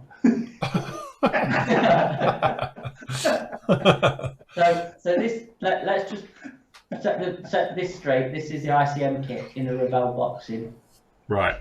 So obviously getting Revell prices with ICM quality. Yeah. Yes. Is that the way we're selling it? Yeah. I like it. Yeah. So anyway, if anybody's interested, these will be up until next Thursday, actually. But that's the King Tiger that Matt told me not to put up. Because obviously he forgot all about it. Yes. Yeah, it did. And then the rest is the damaged box stuff that's left from last week. So if you want any of them, grab them. Because once they've gone, they have gone. And there's the Vespa look. Mm-hmm. The Vespa. It's got to be done. We don't know whose kit it is. Right. So yeah, so there we go. Yeah. That's this week's. As I say, we're a bit thin on the ground with new stuff coming in at the moment. So, but obviously you can have a look in here. The ones we spoke about the other day. Just to thingy as well, we have had some tools and stuff back in, scrapers, the main snips that we thingied, and tweezers and bits and bobs. So if you have a look in, if you want to have a look at tools, not saying to win it, but you know, And a bit of cutting boards are back in, and then we're doing some other stuff next week. So we've had a bit of Hitaka painting as well, haven't we? But yeah, not a great deal, but yeah. So And loads of Tamiya paint, to be honest. Like I said the XF range and that is back up to speed. It's just we're missing some of the LPs, but yeah. One thing, because a lot of people, when they see me use mine, this is what it is. Again, I've got a razor saw in mine, so you can use it for whatever you like, but that's all it actually is. You do get replacement blades with it and all the rest of it. It's just a scalpel, but a lot of people seem to see it and they go, oh, I really like the design and it seems comfy. It's all rubberized and that, but I've got mine as a razor saw in it if you want to, but that's what it is. Loads of people ask me, every time I get that one out, everyone's like, oh, what's the razor saw? It's not. It's literally this Revel scalpel set, but obviously you can change the blade out of it. Yeah. Because you're not trustworthy with the scalpel, are you? No, not really. Do you know what? There is a bit of a story to this week, because I actually lost my disposable little knife here and couldn't find it anywhere. And I opened up some boxes and I left it. And so I've been forced to use a scalpel. And it's absolute nightmare. It seems so long because you're miles away from anything you're trying to cut, and it's pointy, and it seems, oh Jesus, it's like cringe every time I use it. This thing, because I just poke out the tiniest little bit of blade, and I'm right here on top of it. It seems so much easier to use it. So, but yeah, weird. What you get used to. I can't think with what they call a box knife. Is it? Yeah. Box knife. I can't. Safety knife. It's a safety knife. Well, yeah, they're good for opening boxes, that's it. Yeah, it's not quite a box cutter, it's a mini version, but yeah, I get what you mean. But yeah, I just poke out a tiny little bit, so if I drop it on my leg, I'm only going to get stabbed 1 mil. No, mate. Live life on the edge, live dangerous, get your scalpel out. Oh no, I can't do it. A couple of times I put this down, although it's got one of these handles which won't allow it to roll, it still goes a bit. Gravity will let it go, look, it's not that good. Okay. Yeah, that's why you do. No, that's just wrong. That's just. Hey, that's for cutting people open. It is, yes. Mess here. If it's number At 11. least when you chop your finger off, you know you've clean. You've done it right. It's a clean cut, absolutely. Well, yes. So when you go to casualty with no hand, it should be easy to sew on. Can we have a quick look at the pre-order section in the forum, please? Don't know about that. Hold on. So remember, everyone, easy way to find it. It's only, just go quick. to the PM section right here at the top. Okay. So this week's pre-orders are. No, in the top. Oh look what's popped up. It's amazing how he does these in the background. I didn't. What's that? An outside toilet? Did it earlier. That looks like an outside toilet on the top. Yeah. That's where you sleep and look at the stars. Who sleeps up there? A midget? It's for or kids. A small person, or whatever you say these days. Stand up while you do it, cooking dinner. It is actually so you can stand up when you're. Yeah, I was going to say, is that so I can stand up in there and look out? Ooh, nice bit of tartan. Yeah. Got to be a bit of check. So yeah, if anybody's interested in the Type 1 camper van, right, we've got them up when it comes out. So yes, get your name down and we'll put you down for one. And the other thing that Andy put up this morning was that the 48 Chinook. The Hobby Boss one, because I'd asked the other day, didn't he? So we've done it forever. And that might be a quick pre-order depending on when which part of the canal it's stuck in. Yeah. You would say it's on a slow boat. It's on a stationary boat at the moment. Yeah, it's turning round and going round the Horn of Africa. Yeah, I don't know when they're doing actually. So yeah, I think it is the Cav one. It's an early one. It's an A, isn't it? That one. Yes. Yeah. So yeah, that would be an A Cav, would it? I would have thought so. Yeah. So yeah, if you want an early one, then. What are they used in Vietnam and we still use them there? Yeah. Probably. Yeah, probably. Yeah, they were used in Vietnam, those ones. So yeah. It's amazing how long that helicopter's been around, isn't it? Oh God, yeah. It's thinking, and obviously the ones are still going, most of them a lot. So that was it. Just want to show you that. Shall we go back to the show? Yes, well, there's a couple of other ones. Obviously, we've got the pre-orders going on as well for the Westland Whirlwind, for the Meng F18. Locked. Oh, is it gone? Sorry, locked. That's open. So I've got an idea. We should pin the ones which aren't locked, I reckon. Yeah, it's not a bad idea. Yeah. Oh, no, I've come up with a genius plan to stop this. So what hasn't locked? That's locked. That's not locked. That's it. Everything else is boxed. Okay. Right, there we go. Look, these are all here. So that this. Discount of members one. Yeah. Have you pinned that? Did really? The third one along, Phil. Top row, third one. Oh, right. Sorry. That's just someone asking a question. There we go. Unpinned. So, yes. There we go. So, as I said, Chinook, you might want to get your pre-bids in better, or pre-orders in before later, because it will lock as soon as they're in. So, grab that one where you can, and obviously Samba Bus. You're good to go. Yeah, but you get that on Sky, 30-minute ad breaks. Yes. Every 5 minutes you're watching some ad break. Quite annoying. No wonder everybody pre-records so you can fast forward it. Yeah, well, yeah. It's like when we were watching that film last week that I talked about, the Superman v bloody Batman Superman. Have you watched that? No. Oh, don't bother. Oh, jeez. Did you finish watching it? No. We got an hour and a half in Leslie last Saturday night, was it, or whenever we were watching it? And it got to 10:30, and she goes, "How long's this on for?" I goes, "I don't know. I just put the TV on." So I started watching it anyway. Looked at the thing, like finished at midnight, and nothing had happened. That's in good state. I can't. It was telling me about it the following day, and I said, "Yeah, I watched the first hour of it, and then just lost the will to live." Lost the will to live. It's a bit long-winded, shall we say? Right. Okay. Anyway, yes, back to... Anyway, we've got some various things going on. Don't forget, we've got the group builds and the SIGs. Again, I haven't heard anything, to be honest, back from our man doing medals and doing the engraving and stuff like that. I don't want to push him because obviously it was their first week back this week. So I'm hoping it'll be next week. As soon as I've got them or he phones me to say they're available, I'll put out the shout, obviously, for everyone's addresses. But don't send them to me until you've done it. And then obviously we'll finally get these ones out. Well, not this one. This is another one. But... we'll get the medals out to you all. But anyway, we've got a couple of things going on. So we've got various work in progresses, as you can see. We've got everything from Centurion Mark 5s to F104Gs. We've got a Lotus. We've got a Sambo wagon. Let's have a look. See, we're talking about it. There we go. Look. Oh, detail for wiring. Engine. There we go. Wow, look. It's just like real. Done an amazing job on that one. Yeah. That's like my engine on the other side of the door. washing machine on about 1 million times. That's it. So yes, cool job. Very, very good. Coming along very, very nicely. Okay, what else we got? Oh, we've got John Save Job sent before. We've got Harrier. We've got lots of them.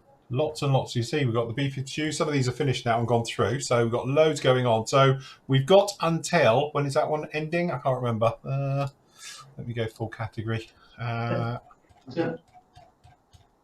scroll down. There we go. So till June. So we've got till the 1st of June for the Swinging 60s one to go through that. We've got 71 finishes at the moment. You're saying you haven't done the C one yet, have you? No, I've got another. You need to do something quick. 5 weeks left here, aren't we? For the C6. Just a quick one before it goes, Phil. Yeah.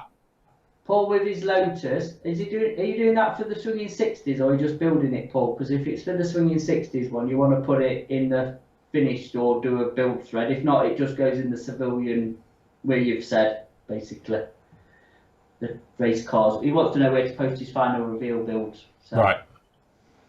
So, yeah. Yes. But anyway, very nice Phantom. Yep. Seems we've all done that kit. Very nice indeed. We were talking about that last night with the clamshell underneath, as I call it, for the heat shield. Nice different tones in it. I think it just breaks it up, makes it look nicer. But nice job on the metalwork under there. Very nice. Very, very nice. Can't go wrong with a Phantom. So yes, well done, Lee. I think that was Lee's. Look, Zukamori, F4J. Saw that the other day. Yeah. I thought it might turn into a Phantom Fest. Yeah. It's that thing. So we've got an F4Cs, we've got various things. Look, we've got a T33. Look at that, in flight from Steve. Yeah. Very nice. Very nice, very good, yeah. Very good. So anyway, got loads of stuff going on with that one. And obviously down underneath that, we've got the IC SIG, which Andy's about to start. What are you doing? IC SIG, I'm doing the Arado. Well, you started that before it started. Yeah. Yeah. Which year are you doing yours? The version when we did it back in 1997. I'm still finishing it. Anyway, we've got 69 finishers on that one. Yeah, I finished this weekend. So yes, we've got lots of stuff. Oh look, we've got a little baby, 144. Oh, look, would you fancy landing one of them on water? No. No, exactly. Yes. That's scary, that is. Cool job though. Landing it on blooming like dry land. Very nice job. Good job on that one. That's Phil's done that one.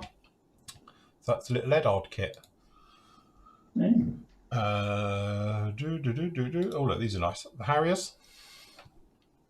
Very nice. The little Sea Harrier kit. We were talking about little kits. If you're into, don't overlook the Airfix's new range of little stuff. Their Harriers, all of them are beautiful little kits. Yeah, so John did the GR3 recently. I've done that version and a few of the others.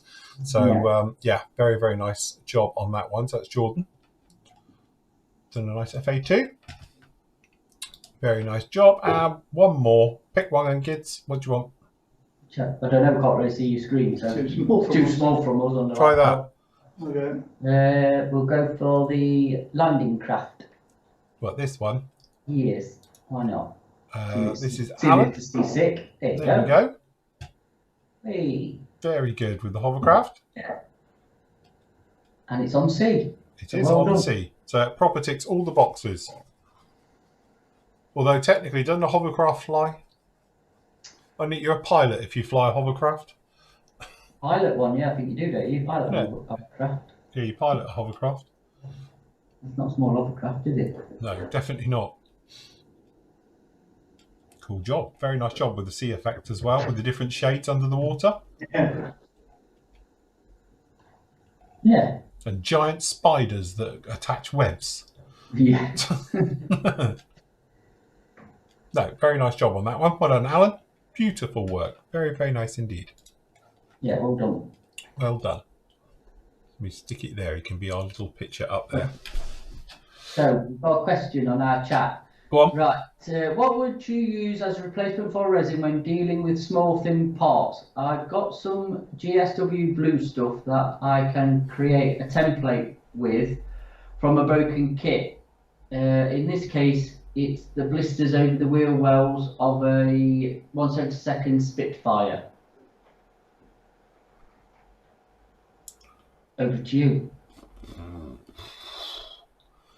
You need a 3D printer, Dirk. That's what you need. Yeah, 3D printer.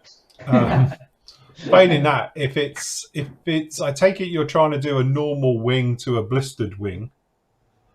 So to be honest, your option is you could get like some plasticard and sand it, which is a little bit of a pain because it's very thin.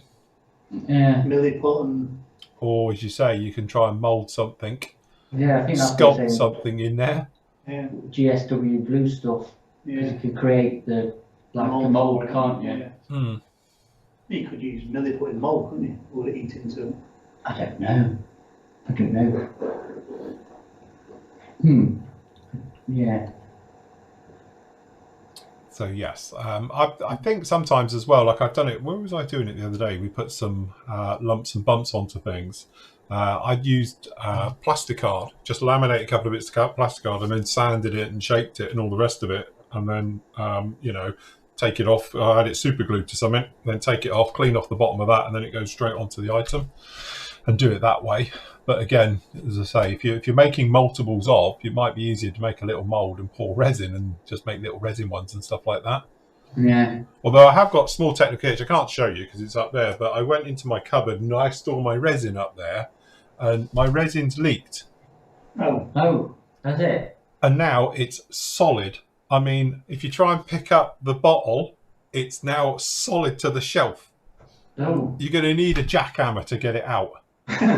So it's obviously it's gone out of date. The thing is, if you buy resin, never just buy resin and sit on it because it goes out of date after a while, and it's out of date. So I wouldn't use it now anyway. But I went to take it out to bin it, and it's rock hard. The bottle's gone hard as well. Yeah. And it's leaked off. It's obviously come up the top, leaked down the side, gone onto it. So it's like the only way I can describe it. You know, when in Alien, where the Queen secretes gel to make a nice landscape, it's like that in there now. So it might be a job for the weekend because I'm going to have to literally, I think, take the doors off to be able to slide it out the entire shelf with it on it, and then go and try and beat it to death to get it all off of it. So, but it's all leaked in there, and it's like great. So, never mind. But that's for your resin then, isn't it? Yeah. I think yours might be slightly different. This is that 2-part resin, where yours is UV curing, isn't it? V stuff, isn't it? Oh, talking right. Hold on. There was a conversation actually talking on the forum about, how my special hobby kits where John back formed me new parts because he'd yellowed. Yes. Would you think a UV light would unyellow them? No. I think the trouble is, if it's like a vac form part that's gone yellowed, it's the molecular structure inside that plastic that's all yellowed, isn't it? I don't think an ultraviolet light will almost bleach it out. I don't know if it's got enough power to do it. What about, somebody said peroxide? Put him in peroxide. Because I've seen, guys who restore toys. Yeah. On YouTube, there's a guy who's done a Millennium Falcon, and it's yellow. Do you know the plastic of the old Hasbro, is it, or whatever it was on it? And it'd gone yellow. So he'd stripped it all down, and he'd cleaned it with a brush and some cleaning thing, and then it was still a bit yellow. So he put it in some hydrogen peroxide and literally bleached it back to white, and it was like worked. But I don't know how long. I would have thought the plastic might have like it destroys the edge of it, if you know what I mean, and get crispy or chalky on it almost. I don't know. What I'm saying is I don't know how long that would last until it yellowed again.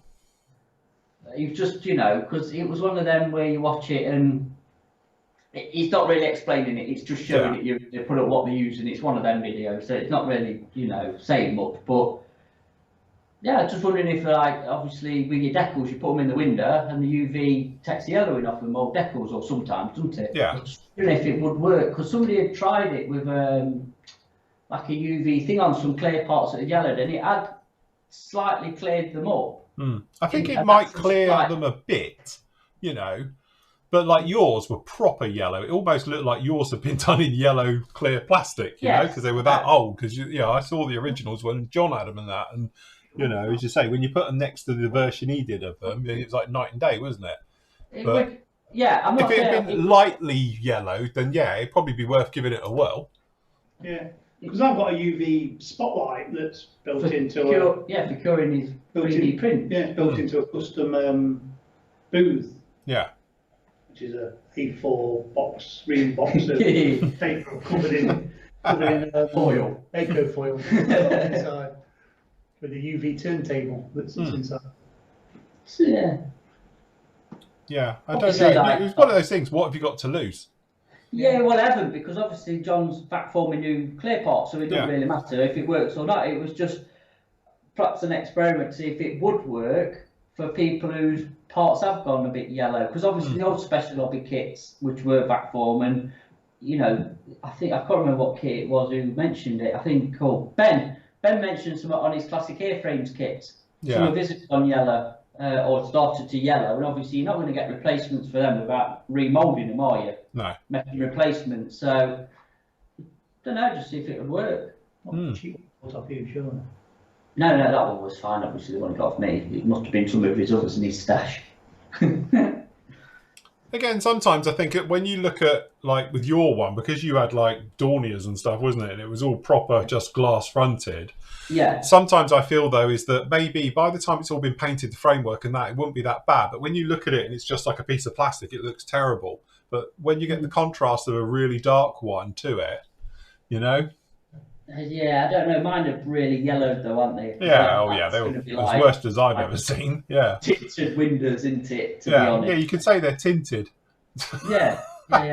Or they've been smoking inside a lot. Yeah. Nicotine stained yellow windows.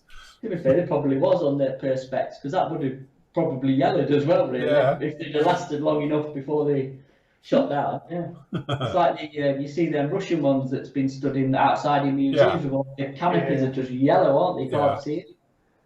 So, don't know, just wondered if it would work or not. We have to ask you when the nail booths open again. Go and ask if you can. Can I leave this in one of your little things you put your hands in? Ultraviolet base. Stick your clear part in. I'm going to the sunbed shop. Oh yeah. Put some coins in and leave your clear parts all in there. Give me clear parts at the same time. Any ideas when thinners will be in? What sort of thinners, Roger? Give us a clue.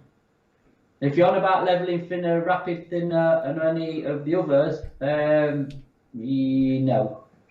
I'm afraid no. We've been told next month at some point if everything's delivered, shall we say, but we can't guarantee that. So if you need some lacquer thinners, you either got Tamiya one as an alternative or the Attacker's back in stock. But leveling thinner, rapid thinner, I don't know, I'm going to say it again, there's none in the country.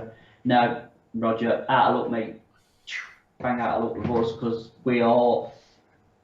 everybody's out of it. Yeah. There's a national shortage in this country. And if they haven't, because they've got old stock. Yeah, I bet the price has gone up rapidly. Yeah. So York Tri thing anyway is all right. Tamiya thinners will work. It's like a thinner. If you're really desperate and need some. They said with UV light, white and yellow decals. We're going to try it. We're going to try it. I've got a UV light. And I've got some yellow decals, absolutely. See, we're a team. I've got a little UV light for doing that glue. Oh, I'm not doing it. Oh, God, yeah. Could you imagine how long that's going to take with that little thing? Yeah. I think there is a massive shortage of it, actually. I think it's just literally stuck in Japan or wherever it's manufactured. Oh, well, there you go then. Use it sparingly, Roger, shall we say? If you've got it, be frugal is the word. Yes. Be very frugal with it. Use your cheap stuff for cleaning the airbrush. Yeah, don't use your best stuff for cleaning the airbrush.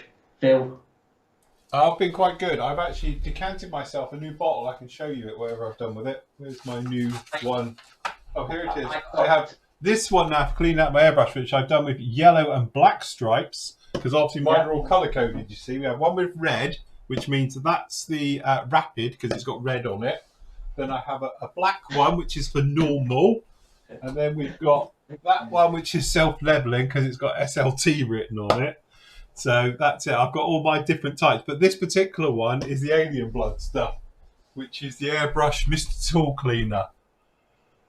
Oh, right. That stuff, right. I decanted in just some proper thinners yesterday, didn't you? He bought you a tin up, so I gave him some normal thinners. So then, I take it they're all labelled, are they? Yeah, that's what I've done. So this I know is normal thinners, if you like. So that's that one.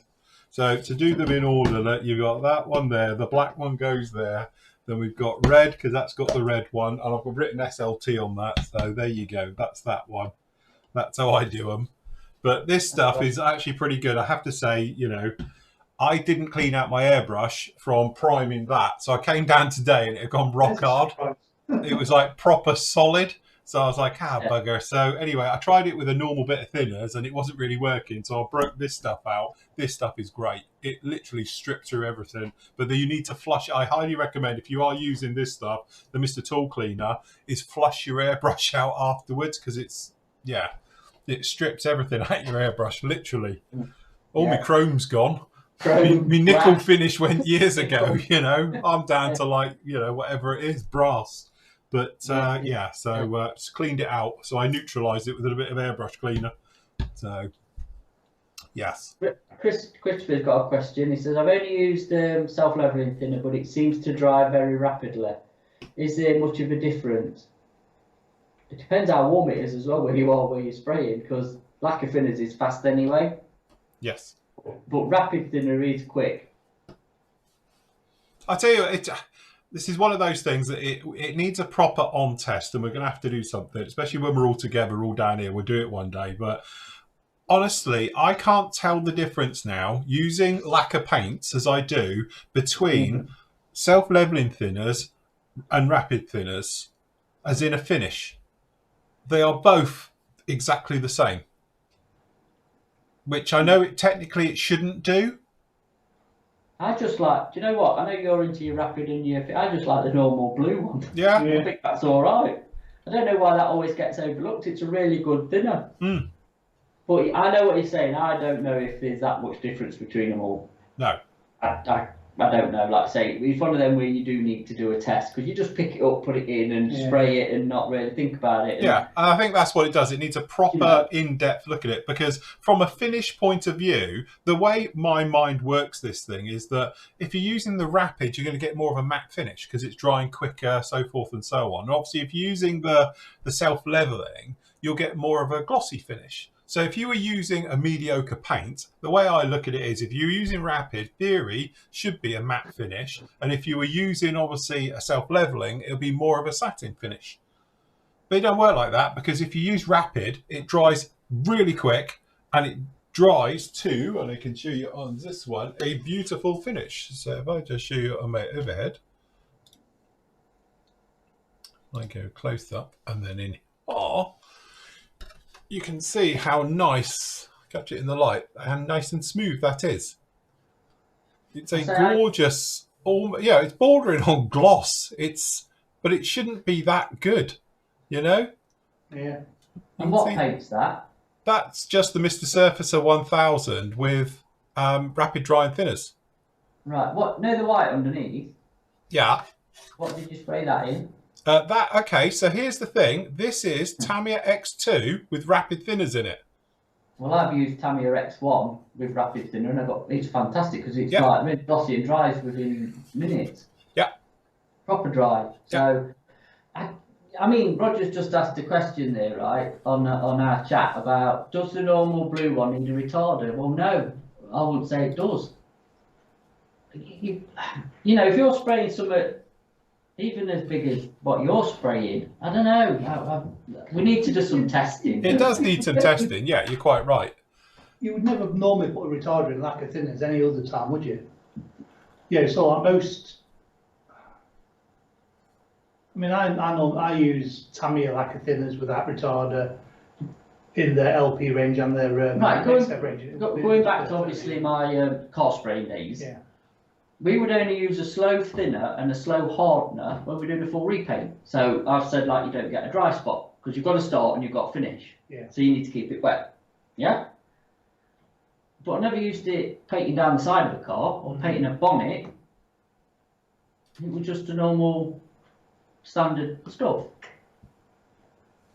So I don't know. Again, I assume there is massive differences between obviously hobby painting, as we're doing, when you're only doing something this big, to doing a car. And I can see if you're doing like a huge car, you're going to want to, obviously slow down the drying time, so you've got more play time, to go across. Obviously, we don't. Yeah. But it's just that in my head, rapid thinners shouldn't be as good as it actually is. This stuff is amazing. It's just the way, and I did it on that one like I did on the VC10. When I'm priming it, I've primed it and then I grab the other end and prime the other end. I've never known another lacquer paint I can do that to, but it dries that quick. It's handleable within minutes and workable within 10 minutes. You can sand it. But there's obviously a difference with the thinners. They've got to be. You're false advertising if you put in one as a, like say, a rapid or a self-leveling or just a normal or whatever. So there is a difference, but how big a difference is there? Yeah. Is it really that much you can notice? I don't know. Well, this is it. This is why, from a drying point of view, it definitely dries quicker. But from a finish point of view, I can't tell any difference between all three, really. Yeah. Well, going back to that rapid thing, like I say, if you use our Aqueous range, that stuff is amazing in that. You don't get the skin on top, so it's like you think it's dry and then you put your fingerprints in it. It actually acts like the Mr. Colour range. Yeah. And you'll go for that because you don't like that paint at all, really, do you? But you've tried it with rapid and you said it's perfect. Yeah. So if you've got some and you're like need certain colours, say that Tamiya don't do, get the Aqueous range. Yeah. Spray with that because. Oh yeah, the great paints, especially with leather and thinners. Yeah. Because we've said about the Aqueous, haven't we? About like we don't really use it. No. We sell it, but none of us actually sort of. I probably use it more than us. Yeah. When was the last time you used it? Yeah, exactly. That's answered that question. Yeah. So, I can't remember what I last used it on. Because I've got it. Oh, I'll tell you what. Yeah, no, I did. Do you remember, actually, the VC10, I used it for Barley Grey. Yes, you did. Yeah. But again, that was mega because obviously you're right. Normally you have the fingerprint thing, as I call it, the eggshell effect. I use rapid thinners with it. Perfect. Yeah. And I had none of this cracking business and all of that. Well, I mean, Dan's put the thing up. But according to this, I'll be rapid and I presume SS, that's supposed to be self-leveling, or on par for hotness. The standard thinners is supposedly less hot. That is why they recommend thinning Mr. Surface Prime with either rapid or SLT. Sorry, my thing, it is SLT, it's put my eyesight. But not for standard thinners. But it's, I can't, it's lacquer. Thinners in a lacquer product. So why would it work with the Mr. Surface Primer? I can't see. Is it an adhesion thing? I presume. I presume that's why they say use a more aggressive one because of adhesion. Yeah. Which is the only thing I can think of why they would say it. But even the Blue Top stinks a bit. So to me, it's not exactly mild. No. Again, it's we need to play. The only thing I will say, just on this, I tried by mistake. I didn't. Yeah. I fucked up. But I put Mr. Tool Cleaner and I put it into some paint. Don't do that. No. Oh, it does actually have a warning thing. It says do not use as a thinner. Yeah, I can understand why. Because it actually eats the paint. Literally, it physically eats the paint before it's even on your model. So, but yeah, it doesn't. It's really odd to explain. But the only way I can describe it, it basically eats paint. So when you try and use it for a thinner, it doesn't work. We did a thing, didn't we? Last time we seen Phil, which was over a year ago, we sat there. Well, you did, didn't you? Andy did. Being back with this side, Andy was there and he was literally going through them all. He did. He was going through Phil's paint stash, thinning it with everything to see what would thin with self-leveling thinner, what paints would thin with it, wouldn't it? Yeah.